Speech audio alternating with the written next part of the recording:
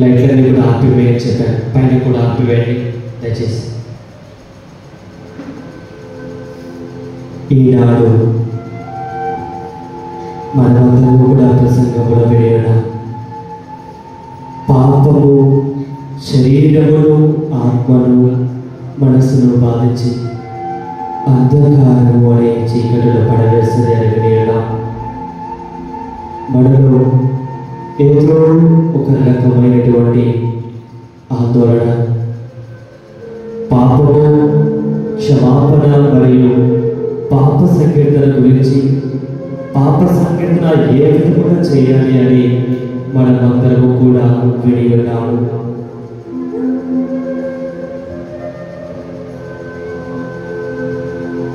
ఈనాడు ఈ యొక్క ధ్యానం తరువాత ఇంటికి వెళ్ళి భోజనం చేసి లైట్లన్నీ కూడా ఆర్పివేసిన తర్వాత రేపటి గురించి ఆలోచిస్తూ చాలా బాధగా దీనతతో అలా మంచం మీద పడుకొని రేపటి రోజున మంచి పాప సంకీర్తనం చేసి మంచి జీవితాన్ని జీవించాలి అని అనుకుంటూ ఉండగా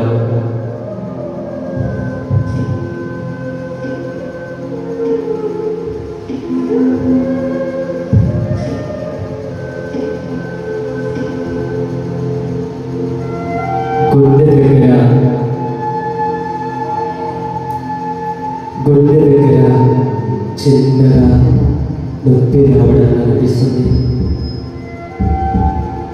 చిన్నగా మొదలైన నొప్పి కొంచెం ఎక్కువైంది. నేను వెంటనే లేచి డాక్టర్ దగ్గరికి వెళ్ళాలని అనుకున్నాను. కానీ గుండె నొప్పి ఇంకా ఎక్కువగా రావడంతో నేను గట్టిగా ఏడుస్తున్నాను. కానీ శబ్దం రావడం లేదు. నేను శరీరం అంతా చెమటతో కలిసిపోయింది. నేను ఆందోళనతో బిగ్గరగా ఏడుస్తున్నాను. శబ్దం రావడం లేదు. కానీ ఎక్కడో చిన్న శబ్దం వచ్చింది. అది వినడం మీ పిల్లలు నీవు పరుగులు వచ్చారు. నీవు మంచి మగలు కిందకు అలా పడిపోయావు. మీ పిల్లలు ఏడుస్తున్నారు. అమ్మా నాన్న లేదా అని అడుగుతున్నారు. మీ చుట్టుపక్కల వారందరూ కూడా పరిగెత్తుకు వస్తున్నారు. మీకు ఏమైందని అందరూ అడుగుతున్నారు. కానీ నీవు ఏమీ మాట్లాడలేని పరిస్థితిలో ఉన్నావు. నీవు మంచి పాప సంకీర్తన చేయాలి అని ఉంది, కానీ ఏమీ చేయలేని ఒక పరిస్థితిలో ఉన్నావు.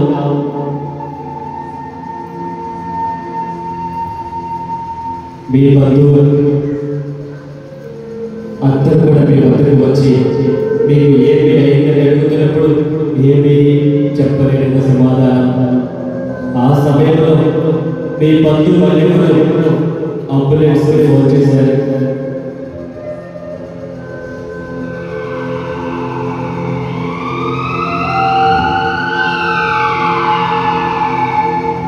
అప్పుడు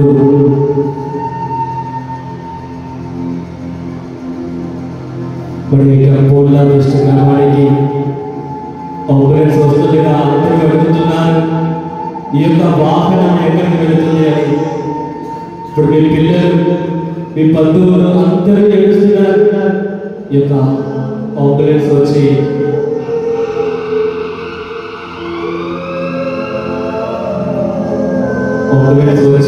మీ ఇంటి ముందు ఆగుతోంది.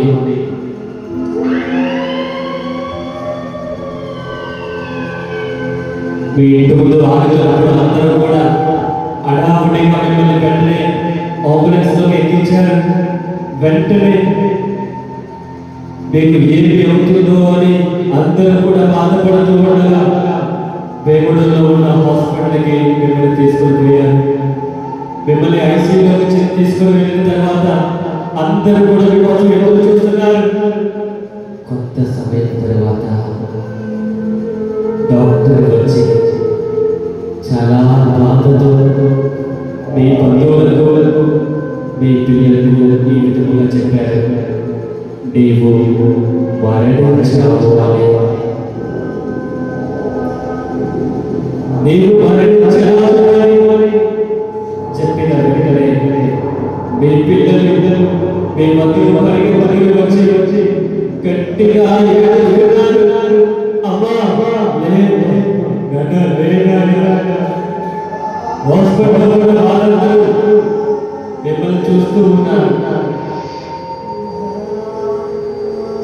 ఇంకా హాస్పిటల్ నుంచి మీ శరీరాన్ని ఇంటికి తీసుకుని వచ్చారు. చివరిసారిగా మీకు స్నానం చేయించి మీకు కొత్త వస్త్రములు ధరించారు. మీ శరీరాన్ని ఇంటి ముందు ఉంచారు. బంధువులు ప్రియమైన వారు వస్తున్నారు. ప్రియులారా, నిన్నటి దాకా మేము ఒక పేరు ఉంది, కానీ ఇప్పుడు మరణించాక నీ పేరు శవం. అందరూ నిన్ను జీవములేని శవంగా పరిగణించారు.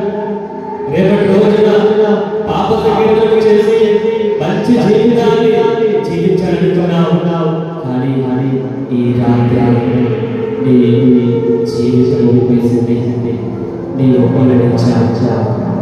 నీ యొక్క పాప సంకీర్తనలు చేయకుండా నీవు మరణించాక నీ ఆత్మ యొక్క పరిస్థితి ఏమిటి అని ఆందోళన పడుతుండగా చివరిసారిగా మీ శరీరాన్ని దేవాలయానికి తీసుకుని వచ్చారు.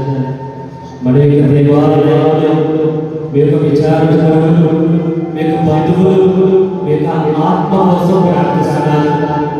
అందరూ బాధతో మట్టి నుండి వచ్చిన ఈ శరీరం గానాన్ని పాడుతూ నీ శరీరాన్ని దేవాలయంలో వచ్చి ప్రార్థన చేస్తున్నారు.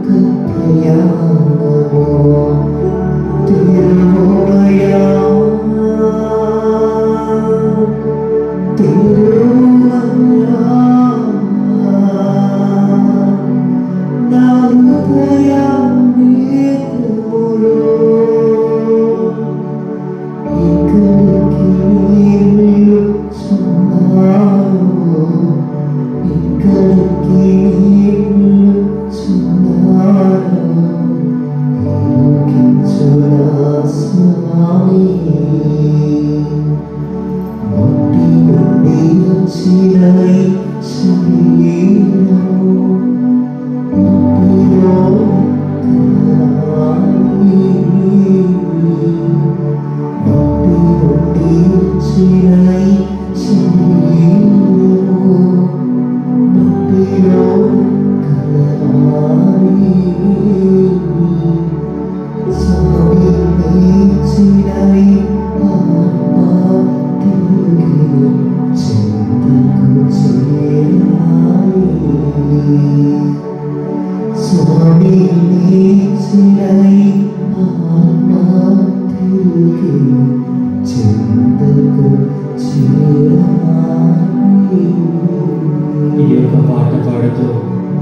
మీ యొక్క శరీరాన్ని దేవాలయం నుంచి మన యొక్క గ్రామంలో ఉన్న సమాధుల ప్రాంగణంలోకి వెళుతూ ఉన్నారు.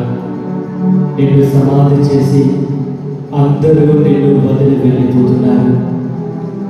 ఆ రాత్రి భూగర్భంలో నీవు మాత్రమే ఒంటరిగా ఉన్నావు. నీ చుట్టుపక్కల అంతా చిన్న చీకటిగా ఎవరు లేరు. అంతకాలంలో ఒక్కరిగా వెళ్ళిపోయిన మీ దగ్గరకు అదిగో అందరూ పీఠము వైపు చూడండి. అంతకాలంలో ఒక్కరిగా వెళ్ళిపోయిన మీ దగ్గరకు ఒక చిన్న వెలుగు మీ దగ్గరకు వస్తున్నట్లు నేను చూస్తున్నావు. అది ఎవరో కాదు, మన రక్షణార్థం శిలువపై మరణించి పునరుద్ధానమైన క్రీస్తు నీ దగ్గరకు వస్తున్నట్లు నేనే లోకమునకు వెలుగు, నన్ను అనుసరించువాడు నిత్య జీవం పొందగా నిత్య జీవం పొందును అని పలికిన క్రీస్తు వెలుగు నీ దగ్గరకు వస్తున్నట్లు చూస్తున్నావు. ప్రియులారా, నేనే లోకమునకు వెలుగు, నన్ను అనుసరించువాడు అంధకారములో జీవింపగా నిత్య జీవం పొందును పలికిన క్రీస్తు వెలుగు ఇప్పుడు మన మధ్యలోకి వస్తుండగా మనమందరం కూడా ఈ యొక్క వెలుగు వైపు చూద్దాం.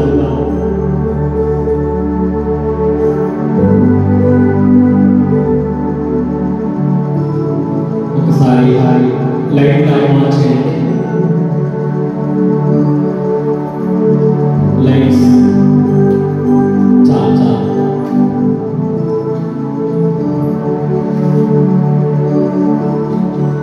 ప్రియులారా, ఈ యొక్క సమయంలో మీ దగ్గర ఉన్న కొవ్వొత్తు తీసుకోండి. గమనించండి, ఎవరు మాట్లాడద్దు. ఈ యొక్క సమయంలో కొవ్వొత్తు తీసుకొని మనము ఈ యొక్క క్రీస్తు వెలుగు స్వీకరించవద్దు. ఒక నిమిషం కళ్ళు మూసుకుందాం. మనకు రెండు చేతులు హృదయం దగ్గర పెడదాం. మనకు వెలుగును వసకటానికి అందరూ మనల్ని విడిచిపెట్టిన కానీ క్రీస్తు మన దగ్గరకు వస్తూ ఉన్నారు.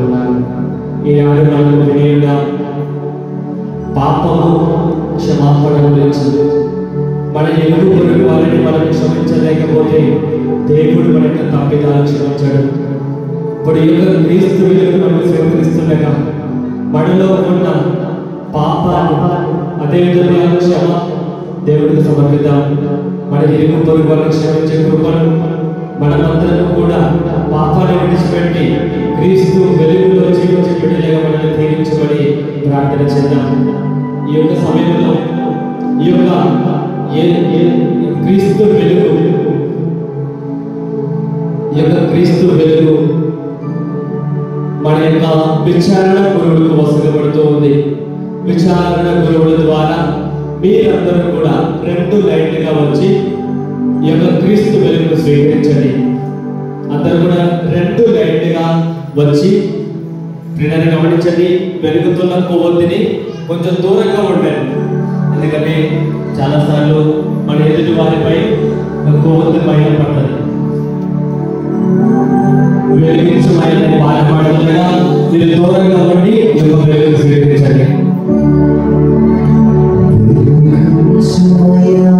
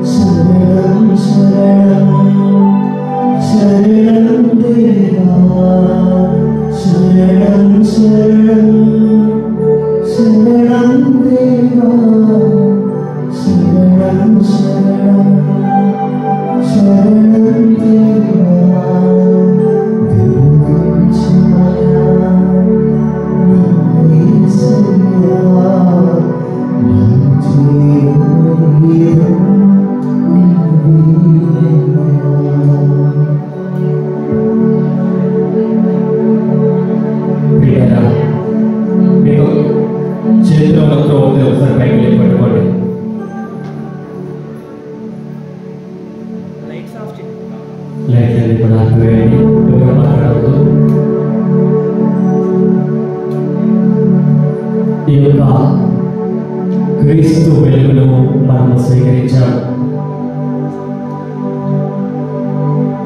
మరణించాక మనలో ఏమీ ఉండదు, జీవం ఉండగాలను విశ్వసించు వారు నిత్య జీవం పొందుతారని పలికినటువంటి ఈ యొక్క క్రీస్తు వెలుగు మనం స్వీకరించినప్పుడు ఒకసారి ఈ యొక్క అందరూ కూడా పైకి పెట్టుకుని కుడి చేతితో పూర్తిగా చూడండి, మన యొక్క దేవాలయంలో మన యొక్క కొవ్వొత్తి ఈ వెలుగును ప్రసాదిస్తుంది.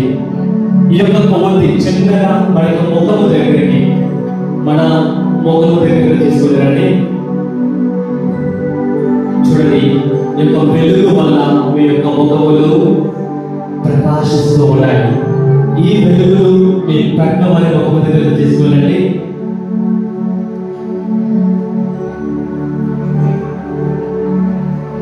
ఈ యొక్క వెలుగు వల్ల మన ప్రక్క వారి ముఖములు కూడా ఆనందంతో ప్రకాశిస్తూ ఉన్నాయి.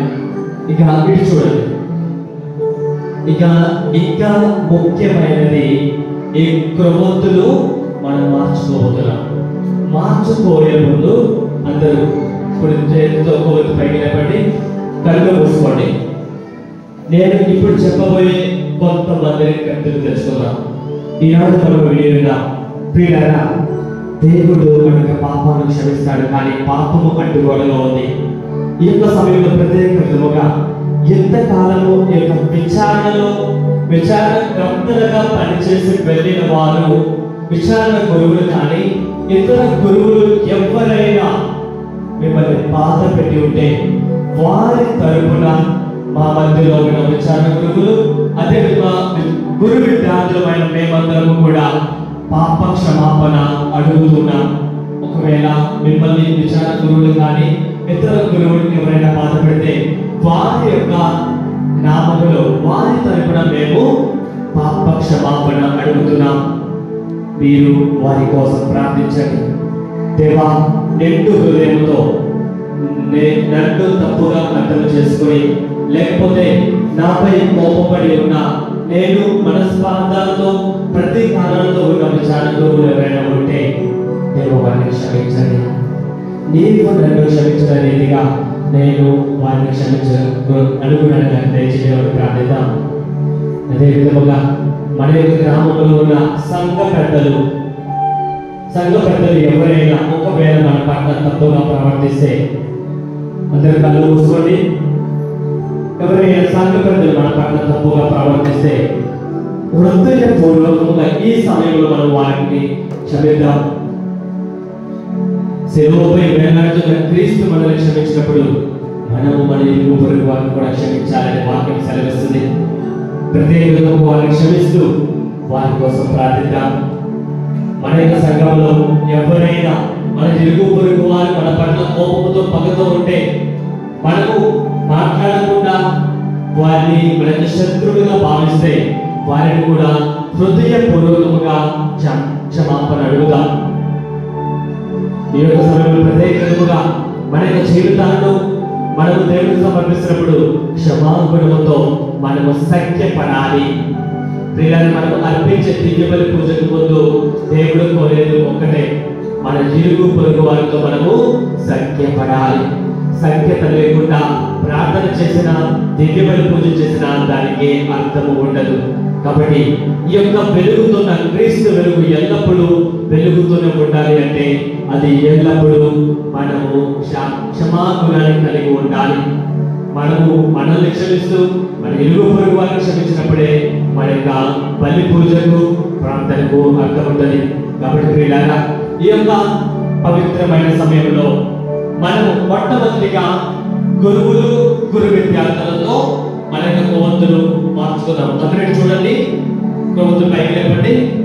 మొట్టమొదటిగా మీ యొక్క కొవ్వొత్తులను విచారణ గురువులు ఉన్నారు, అదేవిధంగా గురు విద్యార్థులు మనతో ఉన్నారు, వారితో మేము కొవ్వొత్తులు మార్చుకోండి. ఎందుకనగా ఇంతకాలం మీకు ఎవరైనా మిమ్మల్ని తప్పుగా అర్థం చేసుకుంటే వారి తరపున మేము క్షమాపణ అడుగుతూ, మేము మిమ్మల్ని క్షమించినట్లే మీరు కూడా మమ్మల్ని క్షమిస్తున్నారు అనే దానికి గుర్తు. ఇప్పుడు ఒకవేళ ఎవరినైనా ఫాదర్లు తప్పుగా అర్థం చేసుకుని మిమ్మల్ని బాధ పెడితే వారి తరపున మేము క్షమాపణ అడుగుతున్నాం. కాబట్టి మీ యొక్క కొవ్వొత్తిని మొట్టమొదటిగా వారితో మార్చుకున్న తరువాత మీరు చూడండి ప్రియులారా, మన సంఘాల్లో మన స్పందాలు ప్రతీకారంలో ఉన్న వాళ్ళందరూ ఉన్నారు. మీరు ఒక అడుగు ముందుకు వేసి చిరునవ్వుతో మీ యొక్క ప్రవృత్తిని ఇతర వ్యక్తులతో మార్చుకోండి. మాట్లాడవద్దు. మగవారైనా ఆడవారైనా కానీ పర్వాలేదు, సిగ్గుపడొద్దు. దేవుడు మనల్ని క్షమించిన రీతిగా మనము ఇరుగు పొరుగు క్షమిస్తున్నాం కాబట్టి చిరునవ్వుతో మనము లైన్ గా వస్తూ ముందు ఫాదర్తోను బ్రదర్తో మార్చుకున్న తర్వాత మనలో మనము మార్చుకుందాం. మీరందరూ మార్చుకోవాలి.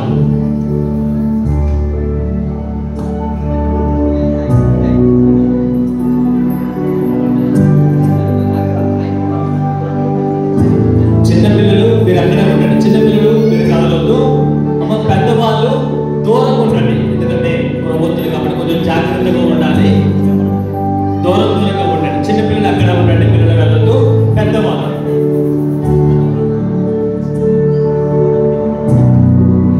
చిరునవ్వుతో మార్చుకోవాలి. హృదయ భారముతో కాదు, క్షమించిన హృదయంతో చిరునవ్వుతో మార్చుకుందాం. ఒకసారి ఇక్కడ మార్చుకున్న తర్వాత మీరు మార్చుకోవాలి. మీ బంధువులు కాదు, మీకు ఇష్టమైన వాళ్ళతో కాదు మీరు కోపం మార్చుకోవాల్సింది. మీరు శత్రువులుగా భావించిన వారితోనూ మీకు ఇష్టం లేని వారితోనూ ప్రభుత్వం మార్చుకోవాలి.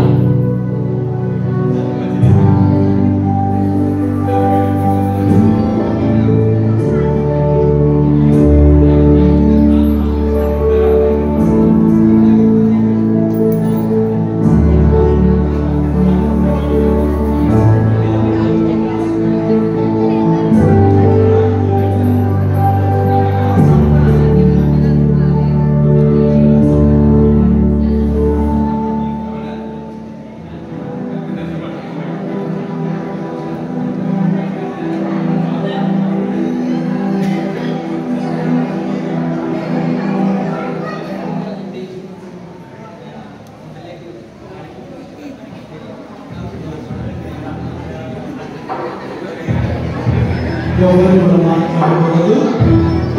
అందరూ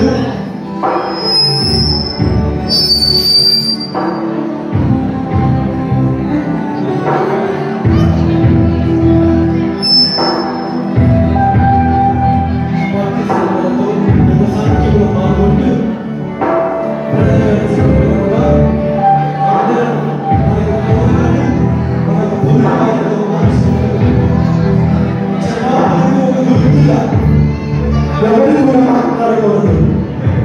ఎవరు మాట్లాడకూడదు. నవ్వుకోవడానికి సమయం కాదు, మాట్లాడుకోవడానికి సమయం కాదు. పవిత్రంగా సంఖ్యలో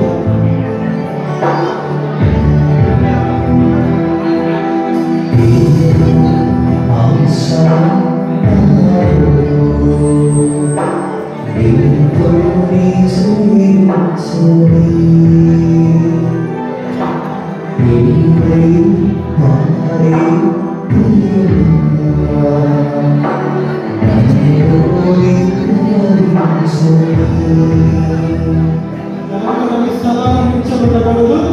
అందరూ కూడా నడుస్తూ మీ యొక్క పొరుగు వారి దగ్గరికి వెళ్ళి మీ యొక్క ప్రభుత్వాన్ని మార్చుకోవాలి. ఎవరు కూడా మీ స్థలాన్ని నిల్చోకూడదు. కదలండి. కాళ్ళు ప్రతి ఒక్కరు కూడా కదలాలి. మీ యొక్క స్థలాల నుంచి ఎవరు కూడా కదలాలి. ఎవరు కదలాలి. వెళ్ళిపోవాలి మీ స్థలాల నుంచి. అందరూ వెళ్ళాలి. అందరు కదలాలి. మీ స్థలాల నుంచి కదలాలి. ఎవరు కూడా స్థలాల నిల్చోకూడదు. కదలాలి కదలాలి కదలాలి.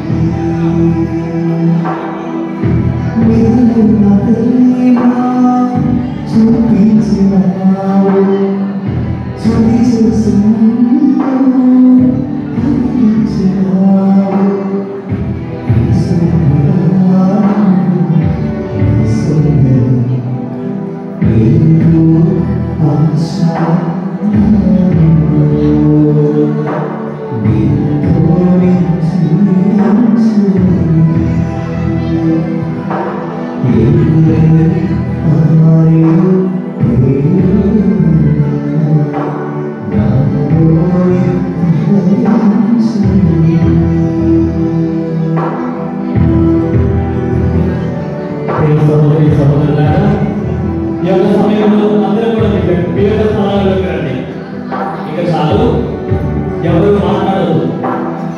స్థానంలోకి రండి. జాగ్రత్తగా మీ యొక్క స్థానాల్లోకి రండి. మాట్లాడుతూ చెప్పడం కూడా మాట్లాడతారు. కుల వాళ్ళు మంచులు అనుకుంటే పేరు నాశనం చేసుకుంటున్నారు. మాట్లాడుతూ మీ స్థానంలోకి రండి. క్రొవ్వొత్తులు కుడి చేతి పైకి పెట్టుకోండి. ఈ యొక్క సమయంలో కళ్ళు మూసుకోండి. కళ్ళు మూసుకొని ఈ యొక్క సాంగ్యం ద్వారా మనల్ని బాధ పెట్టిన మన గురువుల కోసం మనకు శత్రువులుగా భావించి ఇంతకాలము మనం మాట్లాడకుండా మన ద్వేష మనోభావాలతో మన ఎరుగు పొరుగు వారిని ద్వేషించి కోపము పగ ప్రతీకారాలతో ఎవరితోనైనా ఉంటే వారి కోసం ప్రార్థిద్దాం.